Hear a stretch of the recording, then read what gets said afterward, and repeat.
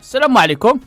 مشاركة المغرب، مشاركة منتخب مصر السنة دي، وهنا مش مقارنة، الاثنين منتخبات عظيمة. أنا بشوف إن منتخب مصر هو أفضل منتخب عربي وأفريقي في هذه النسخة بالظبط كده. في كأس لا، العالم، أداء وأرقام وكل حاجة. اللي ما بغيناش واللي قلنا ولينا في المقارنات.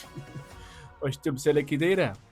هادو ما البسالات دابا، هادو كانوا كيستناو غير فوقاش يتيح المغرب تاع الثار باش يخرجوا هاد الشيء، هاد المقارنات هكا انجازات وحنا اقوى وحنا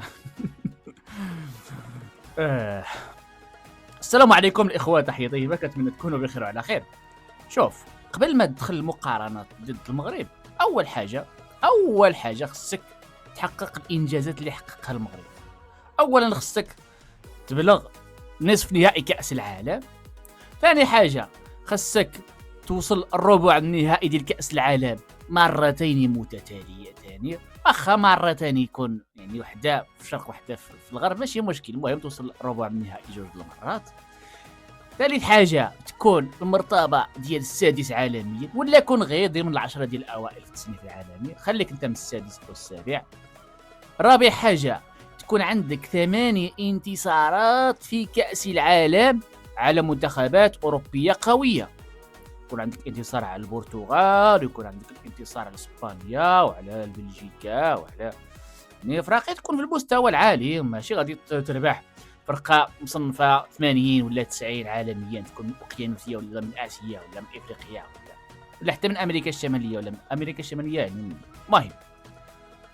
ويكون عندك سلسله لا هزيمه 42 اللي هي اطول سلسله منذ خلق الله تعالى ادم عليه السلام. ديك الساعات عاد نشوف واش ممكن نقارنوا ولا لا، عاد نهضروا على المقارنات. ولكن باش تجبد لي انت مقارنات يعني بهذا الشكل هكا، طلعوا شويه النيفو معنا، الله يرحم والديك، راه ماشي مقارنات، يعني يكون منصف على الاقل، يعني في المقارنه ديالك كون عادلا. يعني انت جايب لي هذه المقارنات في هذا كاس العالم، شوف دايرين مقارنات ديال مصر والمغرب في المونديال.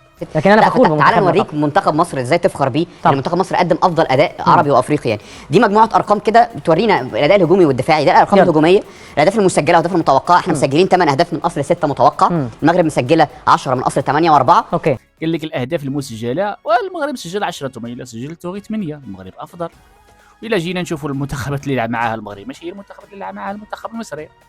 فعاليه الهجوميه، المغرب فعاليتها 119%، احنا 133. فاحنا اعلى من المغرب في الفعاليه الهجوميه. ماشي. عدد التسديدات احنا مسددين كل 90 دقيقه 13.4، المغرب 11.5. يعني احنا مسددين على المرمى اكتر من المغرب. يعني هما عندهم 133% وحنا 119%. ولكن اخويا اسمح لي، دابا انت مع ما لعبتي، يعني مع على ما كنتي كتهاجم على نيوزيلندا وعلى ايران على استراليا وبلجيكا في اسوأ حالاتها، ما يمكنش تقارن هادو مع الهجوم اللي لعبوا المغرب ضد البرازيل وضد هولندا ضد اسكتلندا وضد فرنسا. ما يمكنش، لا مجال للمقارنه. يعني هاد المقارنات صراحه انا كنشوفها ماشي مقارنات في المستوى، ماشي هكا تقارن. يعني سير انت لعب مع الفرق اللي لعب معاها المغرب، ديك الساعه تجي تقارن. فاش غتلعب مع البرازيل وتعادل معاها وغادي تربح اسكتلندا وغادي تعدى عتبه ديال هولندا اللي فرقه كنعرفوها كاملين، فرقه قويه بزاف، وتلعب ديك المباراه ضد كندا تربحها 3-0، ديك الساعات ممكن انك غادي تقارن. اما هاد المقارنات بهذه الطريقه هذه، يعني صراحه انا كنشوفها من واحد الزاويه اخرى، اللي الاساس ديالها ماشي هي المقارنات او انك كتشوف راسك يعني افضل من المنتخب المغربي ولا افضل عربيا ولا افريقيا. هادشي كيبين بان السيد تقصح بزاف، وصراحه قصحنا بنادم بزاف. هادشي اللي كيخلي يعني كيخرجوا بهاد المقارنات. بالنسبه للمنتخب المصري، هو حقق انجاز بالبلوغ ديالو للدور 16 اول مره في تاريخه، وتسجيله كاول انتصار منذ خلق الله سبحانه وتعالى السماوات والارض. يعني بصحتهم كيبقى انجاز، ولكن في المخيله ديالكم وبالنسبه لكم نتوما راه انجاز. يعني من حقكم انكم تحتفلوا وتعتبروه انجاز تاريخي، ويعني ويستقبلكم الشعب وتستقبلكم الرئيس، ويعني وتنفخوا وتكبروه لديك الدرجه. بالنسبه لكم نتوما راه انجاز، ولكن بالنسبه لنا حنا كمغاربه هادشي راه عشناه شحال هاد. يعني حنا هاد المساله دوزناها صافي، هاد المرحله صافي، حنا ما بقيناش كنسوقوا التاهل للدور الثاني. دابا بالاخص دابا راه المونديال ولاو فيه 48 منتخب بدات كتبان فيهم منتخبات على قد الحال ومنتخبات متوسطه، راه من عيب انك ما غاديش تاهل الدور الثاني. وشفنا بزاف ديال المنتخبات تاهلوا للدور الثاني، الجزائر، شفنا الراس الاخضر اللي لعب مباريات قويه ضد اوروغواي وتعادل ضد اسبانيا ولعب ضد الارجنتين.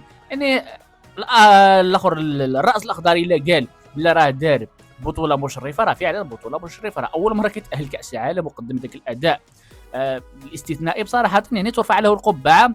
ولكن انت كمنتخب له تاريخ عريق وله ستاره يعني نسبيه على القاره في فتره ما، واخا كنعرفوا داك الشيء ما غاديش ندخلوا في التفاصيل اكثر. تجي دابا تعتبر انك تاهلتي للدور الثاني، الدور 16 انجاز، وتجي تقارن راسك مع المغرب، هذه لا، هذه اسمح لي تقول انجاز، تحتفل، تهلل وتطبل، دار داكشي اللي بغيتي سيدي بالصحه والراحه. ولكن تقارن راسك مع المغرب، لا، ما تقارناش معك اخويا.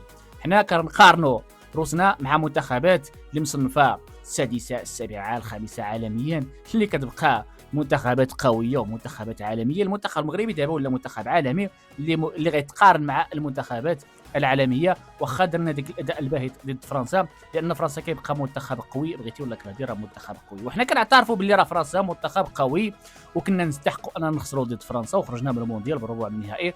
ولكن القصه ما وقفتش هنا. بالنسبه لحنا كمغاربه ما بقاش كنحتفلوا ولا كنشوفوا باللي راه وصل للربع النهائي انجاز وكيستحق اننا يعني نحتفلوا ونخرجوا ونديروه. حنا الطموح ديالنا واضح وباين. دابا حنا وصلنا لواحد المرحله اللي ولا فيه الطموح ديالنا هو كاس العالم. اي انجاز كما بغى يكون من غير التتويج بكاس العالم بالنسبه لنا حنا كمغاربه لا يعتبر انجازا بصفه نهائيه. يعني السقف ديال الطموحات ترفع ولا عاليه.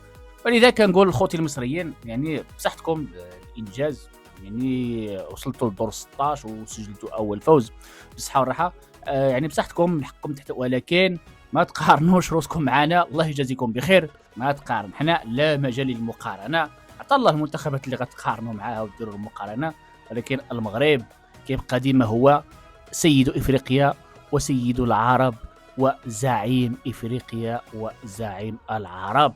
الشيء اللي كاين الاخوان، ما تنساوش تحطونا اللايك، وبالتوفيق للمنتخب المصري الشقيق، مزيد من العطاء ان شاء الله، وديما مغرب.